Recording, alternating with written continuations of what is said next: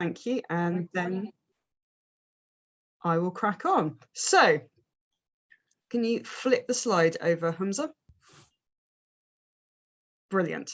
Thank you for joining us here today. I'm Becky Annison, and I'm really hopeful that I'll be able to say something, many things which are going to be useful to you. I'm actually a former commercial contracts lawyer who used to specialise in outsourcing before I joined the Chancery Lane Project. So I've done my fair share of tenders and procurements and things like that. And so I'm hoping that this is going to be really practical and really useful to you. And I'm also joined by my colleagues Hamza Khan and Charlotte Turner, who are going to be helping me run this session.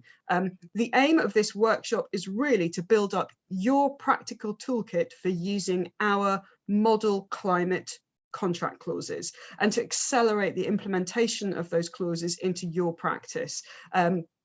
We've got, I think, a lot of people on this call, so we're going to be doing a lot of our conversation through the chat function to keep it really streamlined, because we've got quite a lot of material to get through. There's going to be a lot of me talking, so I am sorry about that. But I am hoping that we'll be able to have some really frank and open conversations about how we go about getting these clauses into practice, into business and into use. The key focus today is not on technical drafting.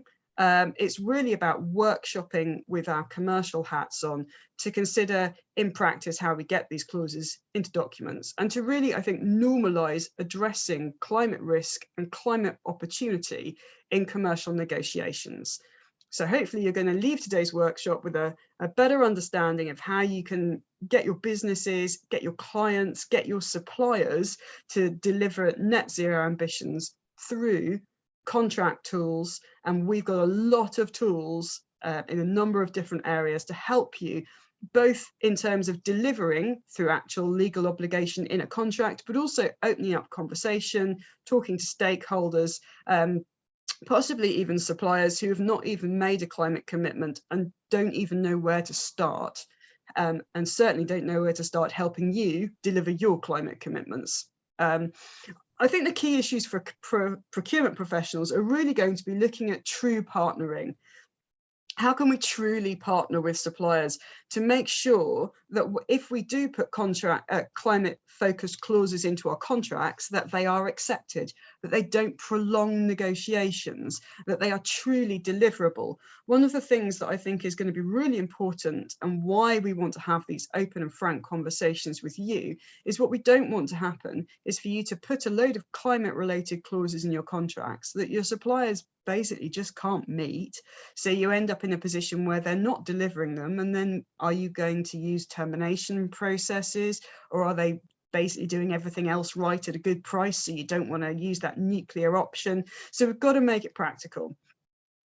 And this is really, I think, a conversation and giving you some ideas about how you can start using contract clauses to deliver your climate goals in the same way you would get delivery on price, services, goods specifications, because there are so many similarities there. You know, as I said at the start, I used to be an outsourcing solicitor. I remember 10 binders of schedules to a services contract telling you how often to empty the bins. Would it really be that hard to put another small schedule in there talking about how you're going to deliver net zero? Okay. So this is going to be pretty fast paced because, as I said, we've got a lot of material, and I really encourage you to put your thoughts in the chat, share your insights there. I'm hoping we're going to have time for a live Q&A at the end, but if you want to put questions in the chat as you go, then that'd be useful as well. And I think the key to success is that if we're really open and honest, obviously I appreciate this is being recorded, so there's probably a limit to how open and honest you might want to be, and that's fine. But when I say open and honest, I mean open and honest about the obstacles and the challenges. So we've got these contract clauses. We think that they can help, but there might be challenges to using them. It might cost some more money. It might increase your budget for your suppliers. How are we going to have an open and honest conversation about that to make sure that we're getting the most out of it? So I'm going to explain a little bit about who the Chancery Lane Project are, where we come from, what we do, how we're funded, and then give you a really high level rundown of the free resources we have available on our website for you to use. On the 1st of October, we launched our Net Zero Toolkit, which is a fantastic set of resources I'm going to come on to really help you nail any net zero targets that you set yourselves, particularly if you're someone who works for an organisation who signed up to Race for Zero, because it's completely aligned with that. Then I'm going to show you 4 contract clauses that I've chosen that I think are probably going to be most useful to you in supply chain procurement work. And we'll do a little exercise together on a mural board. Don't worry, we'll hold your hands through it. Could you, change the slide, sorry, Hamza, I forgot to say that. Yeah, we're going to do a little exercise on a mural board, which will be more interactive, but quiet. Again, and at the end, we're going to have drop into the chat some extra links and worksheets for you to take away and use in your day-to-day job. And that will include all the links to the resources that we've produced. So if you move the next slide. Thank you. So we are a non-profit pro bono organisation that brings together lawyers to draft and peer review and then publish contract clauses and materials for tackling climate crisis. We are funded by philanthropic grants, which is why we're able to put all of these materials out there for free, and they are out there for free for you to use however you see fit for commercial or non-commercial purposes. So any way you want to use them, as long as carbon is coming out, we're happy with that. In our community of contributors and volunteers, we have over 1,000 lawyers. And if you go on our website, you will see some very familiar names, probably some people who are on your legal panels. We've got over 200 participating organisations, and that includes every single one of the top 25 law firms in the UK. Next slide, please. So we've got some core values that underpin all of our work, that everything we do is in alignment with. So firstly, we are completely independent of any professional body or practice. Although what we do is absolutely rooted in the legal profession, we're not affiliated with any other organisation in the legal profession, not a particular law firm, not the Law Society or the SRA. We're completely independent. We're also politically neutral. What we really want to do is all about collaboration and cross-fertilization. Climate change is an absolutely massive problem, and we're only going to fix this massive interdisciplinary problem if we are interdisciplinary in our approach. And that's the very core and ethos of what we do. And it's honestly, it's one of the reasons I'm so excited to talk to you today, because I used to work really closely with the procurement teams in my day job back when I was a solicitor, and I know the power of when procurement and legal are working in alignment and what that can deliver. It is one of our core principles that our clauses and our content are free to use, free to adapt, and are open source for you to amend as you see fit for your industry or your organisation. And lastly, it's really important to us that we foster what we call a safe space to innovate. The drafting we have is not attributed to a single lawyer or a single law firm, and that's really because we're asking law firms and lawyers to draft at what I like to call the bleeding edge of law. There's no legislation here. We are saying, use your imagination, look into the future, what would be useful, which is why peer review is so important to us, to double check that they've got it right. But we want people to feel safe to innovate. And I don't think I'm speaking out of turn here if I say that I think that sometimes lawyers struggle to be creative and innovative. So we want to make sure it's as easy as possible for them to do that, to serve you. And really, we're here because we think that postponing transformational climate action is not an option. We can't wait for legislation. It's far too slow. We've got 9 years to fix this. So what can we do as lawyers which isn't in legislation? We can draft contracts. We can draft changes into contracts, and contracts are legally enforceable documents. If somebody doesn't deliver on price for you, if somebody screws up your specification, if somebody doesn't deliver the goods that you want, you have contractual mechanisms to enforce that behavior or get damages for it. And what we're saying is, let's take all of that and apply it to your climate goals, to your net zero target, to your race to zero goals. And doing that really as quickly and as possible as quickly as possible and make it seem normal, really possible. There's all sorts of things that we've normalized in contracts. We call it boilerplate. Let's start normalizing climate change. Next slide, please. So at the moment, we have produced over 80, I think it's almost 90 contract clauses now published on our website, in our previous climate playbooks and our new net zero content. And we've also got a net zero toolkit, and we're going to be continuing to publish new clauses and new content for the remainder of the year and into 2022, which is some of it's going to be very industry specific, some of it will be very practice area specific, but I'm very pleased to tell everybody on this call that supply chains and procurement is actually the biggest topic area that we have, and it's also the topic area which has been used the most. So I've got some really practical examples of where you can see clauses that have been drafted on the back of our clauses. What else do we have? So one of the things we have, which has been really well received, is a glossary of terms. You're all familiar with contracts. You know that contracts have a lot of defined terms in them. Your lawyers have probably argued with you about defined terms and definitions in the past. But what we realized when we started this journey was there actually wasn't a huge amount of legal definitions, standard definitions for a whole host of climate related terms that we hear all the time. So the difference between net zero and carbon neutral. So what we've done is that we've created a glossary of terms that you can use, and our drafting sort of piggybacks off those terms. As I said, each of our clauses and our terms has been through a rigorous peer review process by top law firms, and each one has a detailed user guide which sits alongside the clauses, which tells you what they do, how to get the best out of them, and gives you a lawyer plenty of information about how they may want to tweak them for your business or your industry, but without fundamentally undermining what the clause is intended to do. So we also recently released or launched our Net Zero Toolkit, and that's the culmination of over 40 collaborative drafting events in 2021. It's a hugely ambitious piece of work.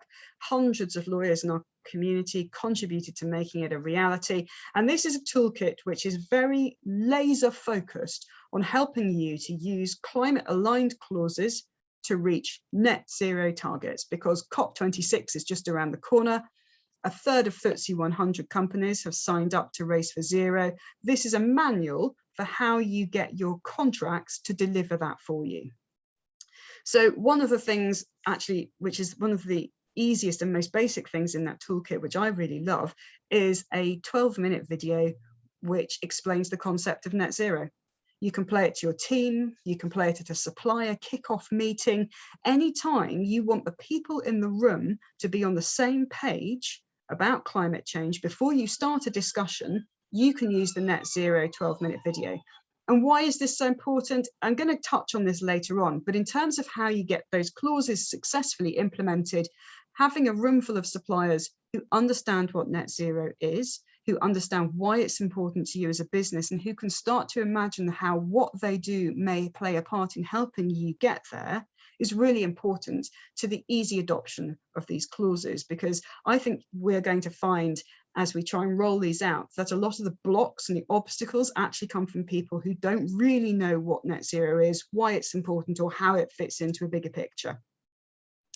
The tools will also help you choose the right clauses for your agreements. We have low ambition or light green clauses, which are very easy to use. So we have heads of terms or clauses, and obviously heads of terms are not legally enforceable, but they get everybody on the same page. It's not going to cost you anything to put a heads of terms climate clause in. And we have all the way through to Owen's clause, which is a Paris aligned, high ambition, dark green clause. And I'm going to talk in more detail about Owen's clause because it's one of the ones I selected to discuss in more detail. Why did I say Owen's clause if these are not attributed?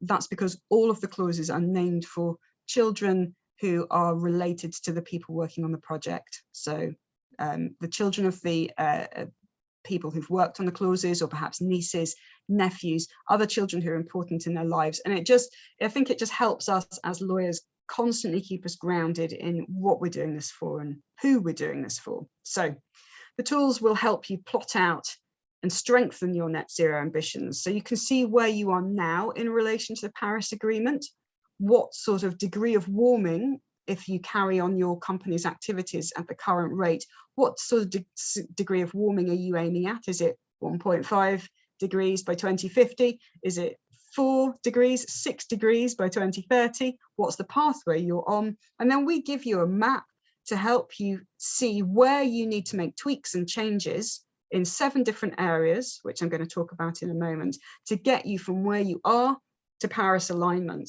And then our clauses will help you along that journey in the different areas. So we have this map of 7 different areas for you to look at your business, look at your suppliers, look at your clients and your contracts to see the areas where you need the most support and help, and then you can pick the clauses that fit into them. And those 7 areas are scope 1, 2, and 3. I'm sure you're all particularly familiar with scope 3. Your warming level, as I've already mentioned, are you on target for 1.5 or 6? Your timing, and that's what is your path and pace. Are you going to hit 1.5 by 2050, or are you going to hit 6 degrees by 2030? We have a suite of we have one document and a suite of resources about offsetting.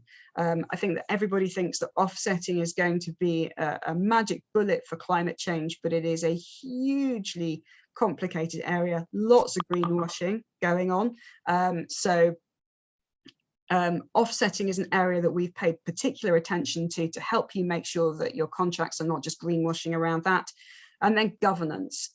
Are we looking at a just transition and lobbying? And I think that lobbying is going to be a really sticky one. There's been some really high profile cases in the States about lobbying, where organizations who have got amazing climate goals, totally in alignment with the Paris Agreement, are then also spending millions of dollars on trade associations, which are aggressively lobbying for the exact opposite. And it's been quite reputationally damaging. And so I think it's always worth saying, who are your suppliers lobbying? What trade associations are they signed up with? And what are those trade associations doing? Next slide, please. The link to the video, Jill, oh, sorry, somebody's already put the link in. Fantastic, brilliant. So I was going to talk to you about case studies very quickly, and I am sorry if I'm rattling through that really fast. This video will be available afterwards for you to pause and slow me down as much as you need to, but I'm just aware we've only got an hour. So our clauses are already being implemented, because it's a really good question. Becky, you've got these fantastic clauses, but is this all lawyers sitting in ivory towers having a thought experiment, or is anybody actually using them? So they're being used in a number of different ways. These are the case studies that I've picked that I think are most interesting to you. There are others available on our website. But firstly, and many of you may have already heard, that Salesforce is using clauses in their sustainability exhibits, which are based on TCLP clauses. So earlier this year, Salesforce released the sustainability exhibit, which they required their entire supply chain to sign up to. They want 60% of their supply chain to have put in place in their organizations Paris-aligned targets by 2024. And part of the way they are doing that is via the sustainability exhibit, which is a sort of a 1-page, 2-page document, and which contains a lot of clauses directly inspired by ours. And I think that that has been in play with their supply chain since April, I think. The UK Environment Agency is using both our standard carbon reduction clauses to drive really ambitious environment and carbon standards in line with their 2030 net zero commitment through their supply chains. But they've also used 2 of our circular economy clauses as a starting point to create their own drafting, to bring in more recycled, refurbished and circular economy principles into their supply chain. and they have been using our clauses since September 2020. So they've been in place for over a year now. And those were adopted very smoothly and very easily in both cases. So that, I think, also speaks to how well Salesforce and the Environment Agency engaged early with their supply chains, brought them on board, treated them as stakeholders. And it goes back to what I was saying about not just dumping this on a supply chain, using that 12-minute video in a tender kickoff meeting to make sure that everybody has the same level of education and knowledge around this before you even start. Practical law and LexisNexis, you may not have heard of those unless you are very, very deep in the weeds of being a lawyer in the legal profession, but these are holders of standard form precedents. Practical Law US made some fantastic amendments to versions of our clauses, and I think it was mostly our supply chain clauses that they use to translate them to US jurisdictions. And LexisNexis is also making our clauses available within its precedent bank. And if you have lawyers in your organizations, they will absolutely know the names Practical Law and LexisNexis, and they've probably got subscriptions and are using their clauses as standard in their day job anyway. Can you move me on to slide 8, please? So this is a very busy slide, and I'm really sorry about that. But it's to give you an idea of the breadth of our clauses. So this slide breaks down the majority of our clauses across what we call the legal life cycle.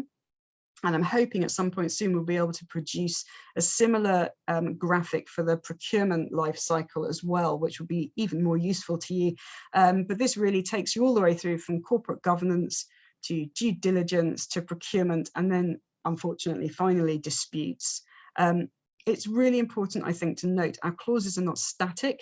We want our clauses to be used as an inspiration, but it's not necessarily an end point, because you may need to tailor it to your industry, to your business's very specific goals, or you may have decided that you want to go beyond the Paris Agreement and draft something which is even more ambitious. So get your lawyers to turn their brilliant legal minds to these clauses, and as the climate science evolves, as the legal landscape and the marketplace around climate evolves, treat these as a starting point and take them off in the directions that you need to do. And our Net Zero Toolkit will make sure that you're staying on target in terms of not falling into greenwashing, making sure that the clauses are always taking carbon out and not just moving it around the supply chain and dumping risk in other areas. So I think our clauses are really practical and really commercial. I'm going to talk through now 4 of our clauses in more detail. I'm not going to get into the legal words, but the intention and what the clauses will deliver. And then we'll do a small exercise on a mural board. Hopefully it will work to kind of get you thinking about how you can use them. So 4 clauses relevant to your industry. Could you start dropping the mural link into the chat and moving on to the next slide?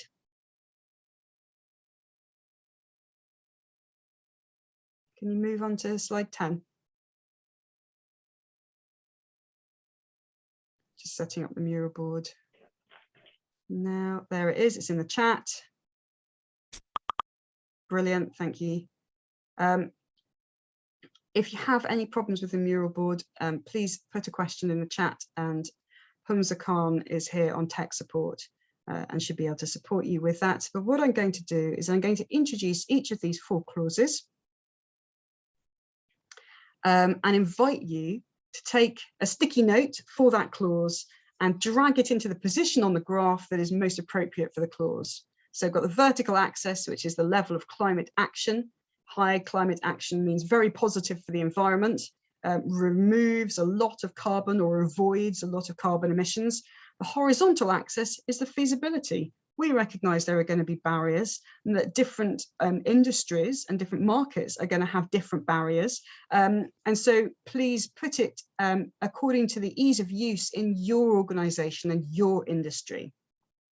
If you thought a clause has really high potential for reducing greenhouse gases, but is going to be really difficult to use without some work and maybe some really detailed negotiations with the counterparty, then you'd put the sticky note in that top right quadrant.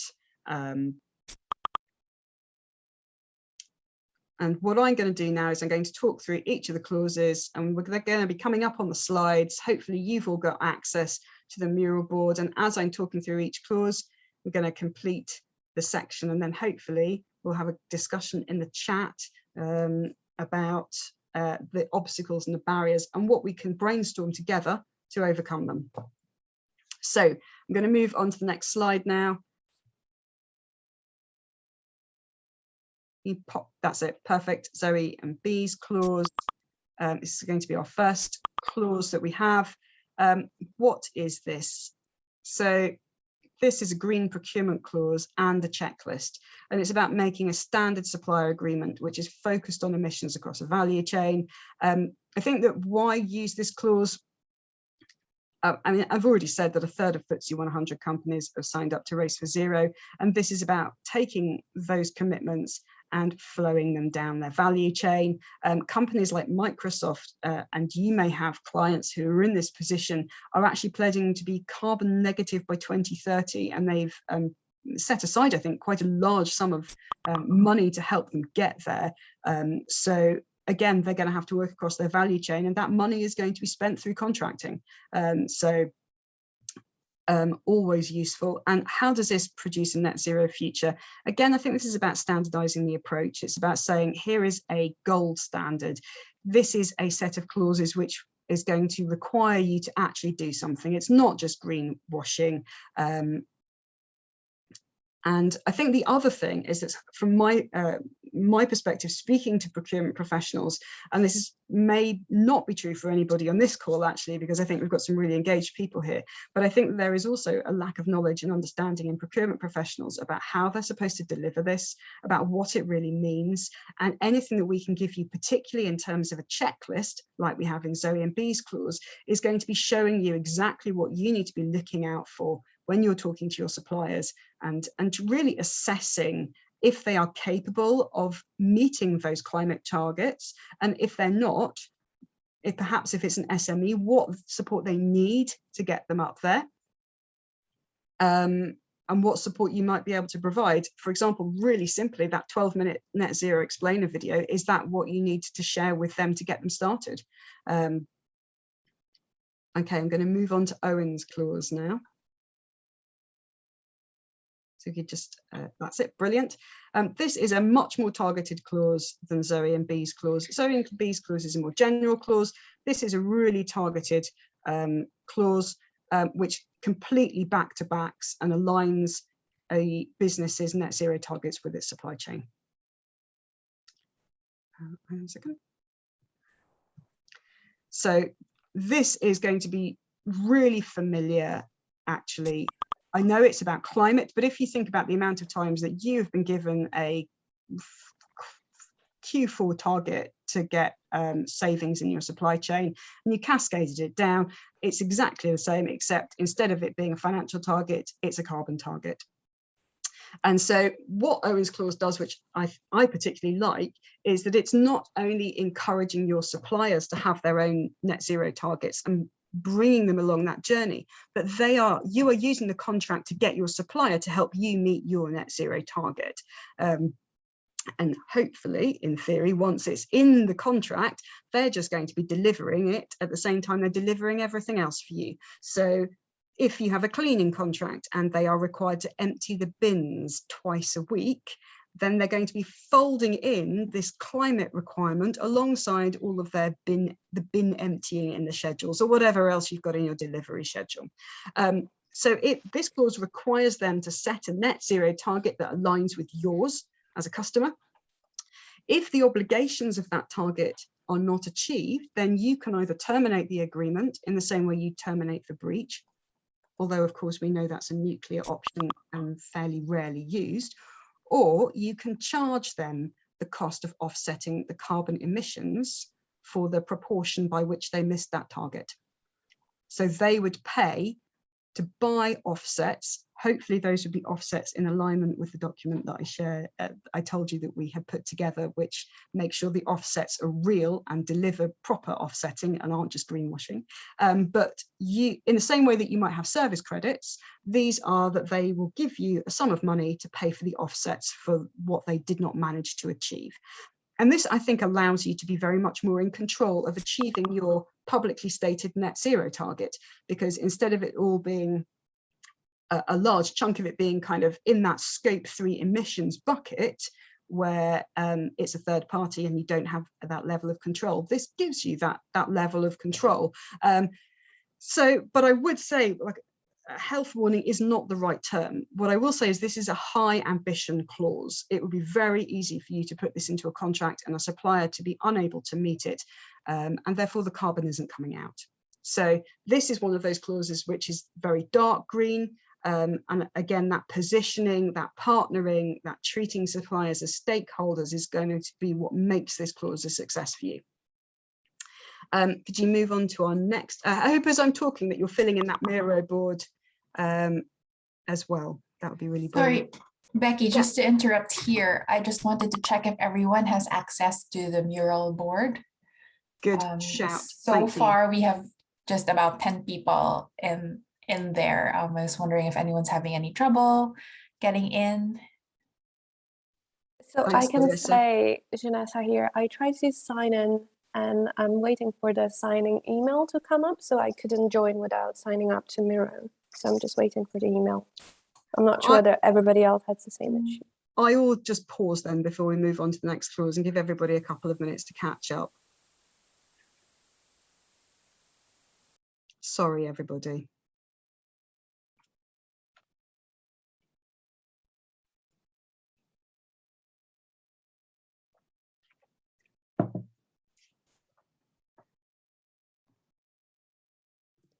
Yeah, I've just reposted the Mural link into the chat.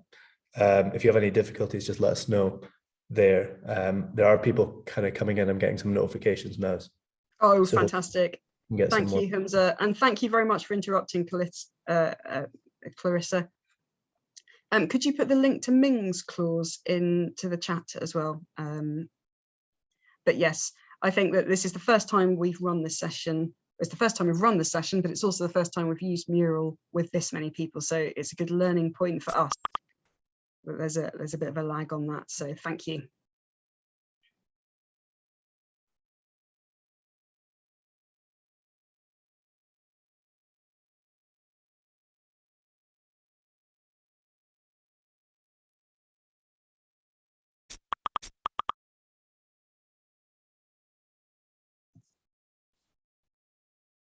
Are people finding that they can get in okay now? If I could have just a couple of chat messages from people to let me know if I'm okay to move on.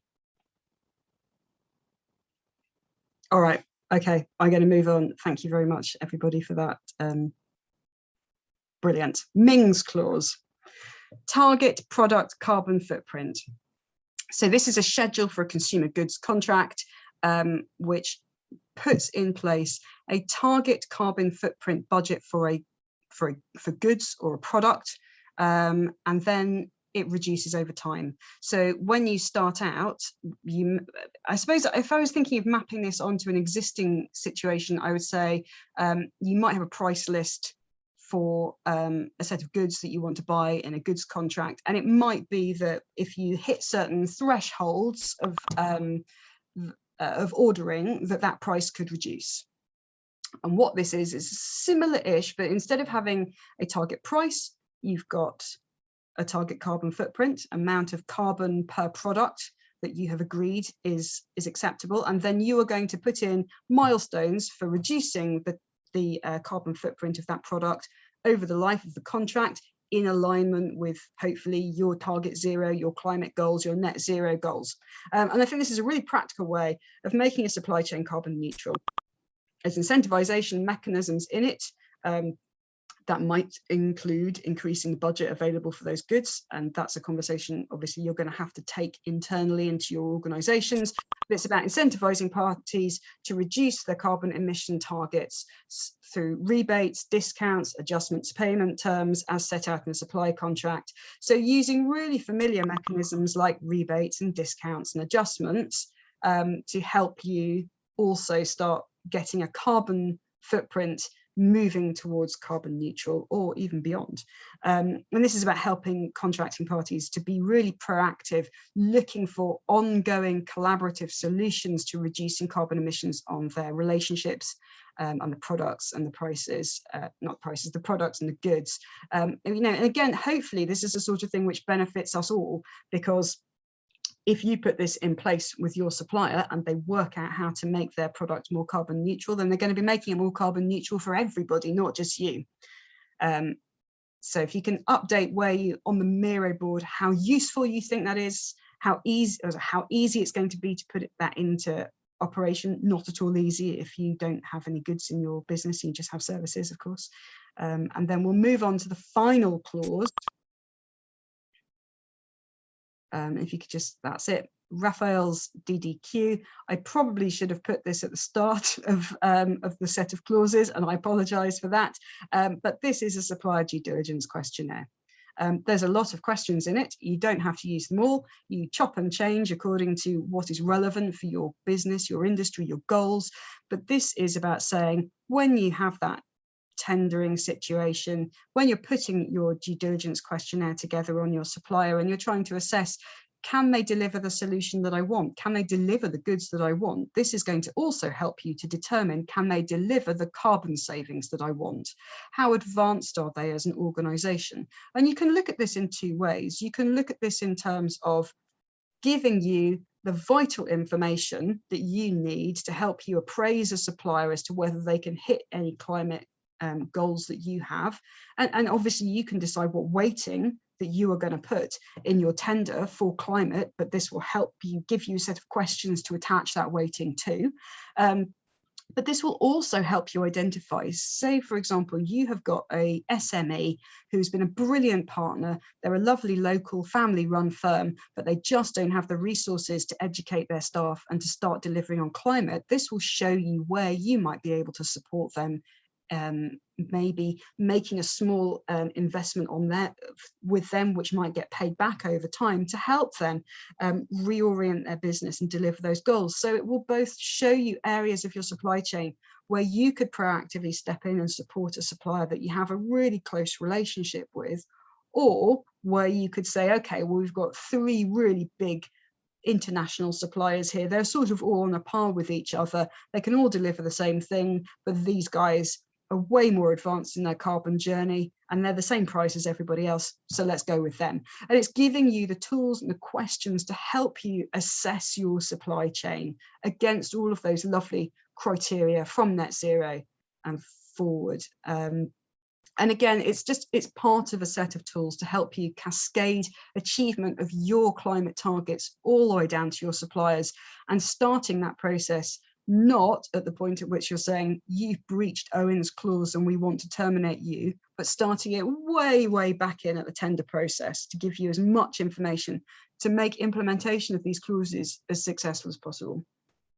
So I'm now, hopefully the Mural board has been busy running away with itself. So could you show me the Mural board on your screen, Hamza, and share it with everybody so we can have a discussion about that? Yeah, sure. If you just give me 2 seconds. Amazing. Thank you.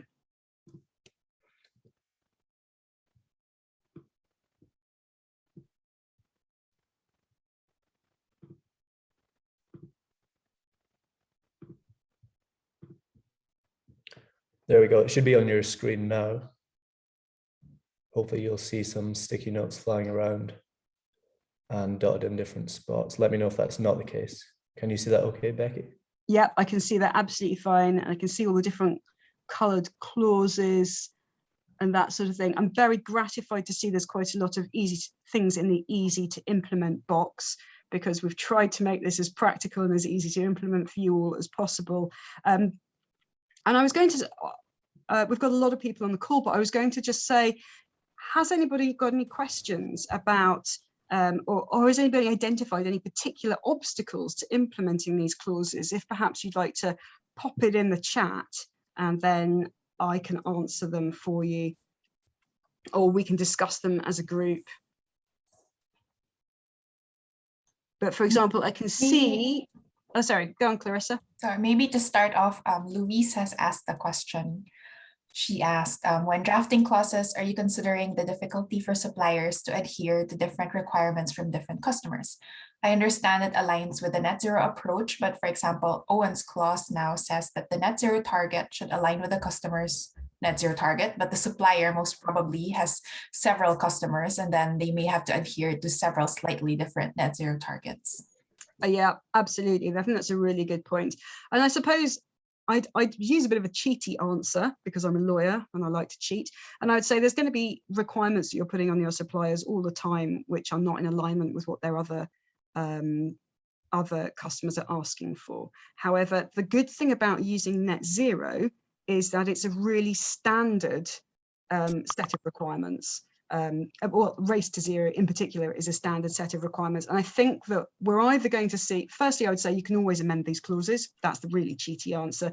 And if your supplier comes back and says, we can't sign up to that because we've already agreed with Microsoft that we're going to hit a 2030 deadline, then cherry pick, I would say. I would say there's no problem at all with having a clause like that and then saying in it, but if you've got a more ambitious target set in relation to another customer, then that is the target which applies to this contract, in the same way that you might have a cherry picking on price clause in there. So I think there's lots of different options, but being flexible, I think, is going to be really key. I've got a really good question here, actually, a really good obstacle about enforcing them and monitoring compliance in day-to-day business, which is time-consuming and difficult. I think you're absolutely right. Do we provide any help on that? We're not big enough to do contract monitoring for everybody, sadly. But I think you're right. I think that partly, and this is going to be, gosh, I'm going to be really, really authentic and honest here from my time in practice. Partly what happens is you put these clauses in, and then if a supplier is underperforming and you're looking for a reason to get rid of them, that's the point at which you start monitoring to see where they're falling down. You know, I mean, that is the sort of the realpolitik of the situation, which isn't ideal.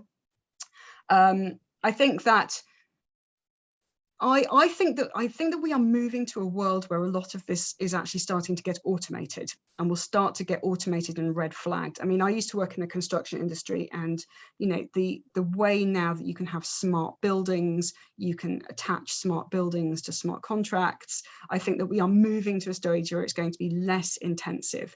And I will say that one of the ways that I remember in practice that was done previously was that you would employ a consultant who would take a percentage of any savings, a percentage of any service credits for doing the monitoring. So I think that I would look at this as in, yes, it's another thing to add to your list of monitoring, but you already have a list of things that you're struggling to monitor. So how are you dealing with that for all of the other ways in which you want your service specification to be hit? Sorry, Becky, we also have a hand up from Canal.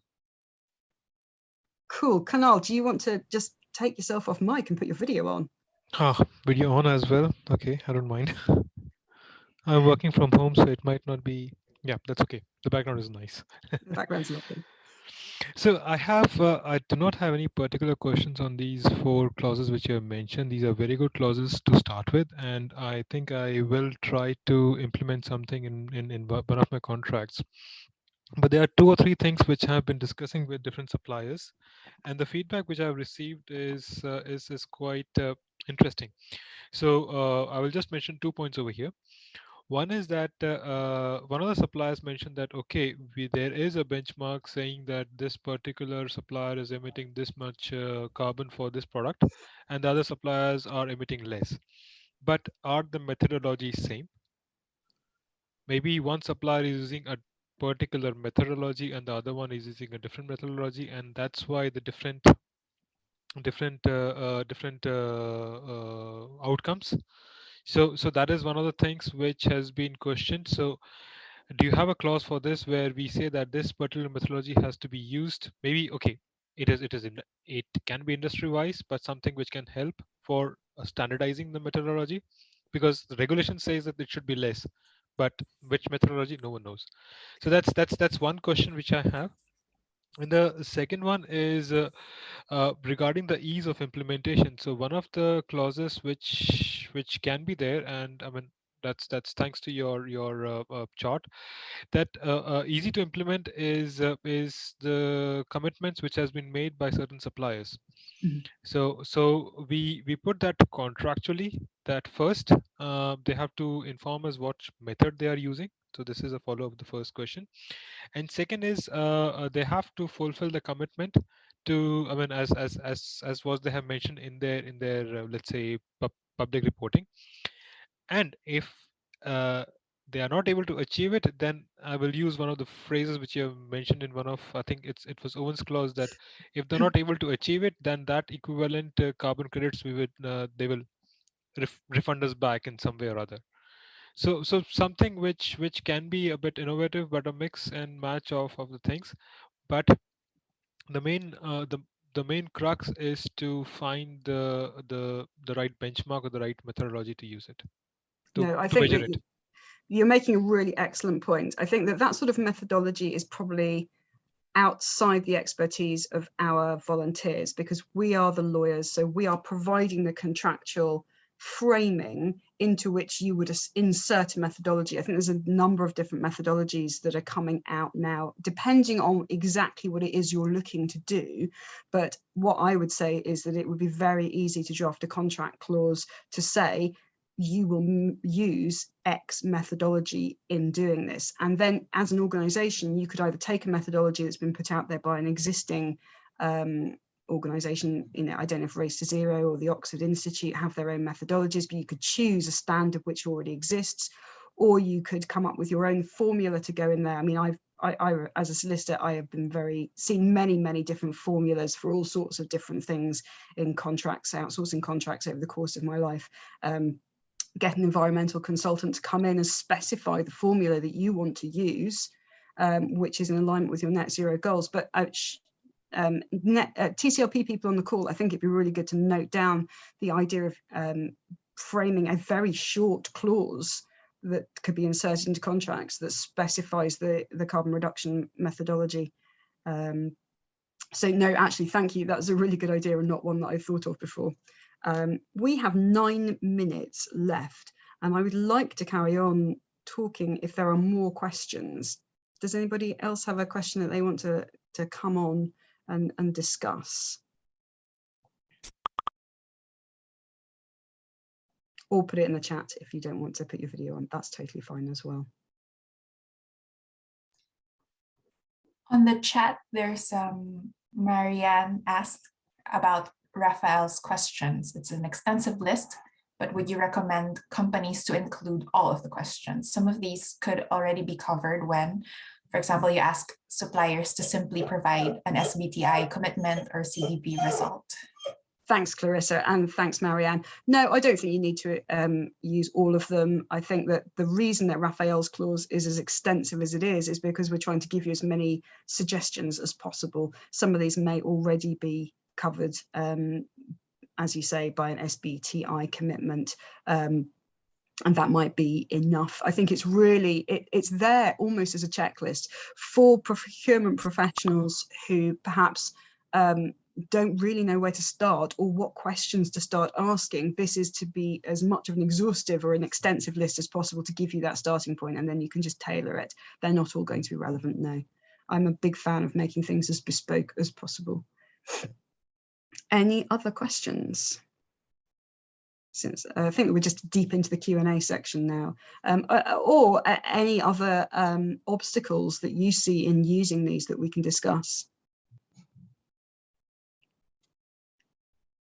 If there's no other questions, then I will ask if we can move on to the next slide, and I will start doing a bit of wrap up.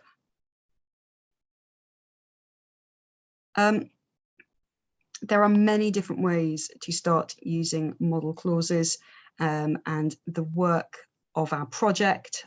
If you can move off, that's it. And I'm sure that many of these are going to be really familiar to you all already, because I know that SPP and Scope 3 does amazing work in this area.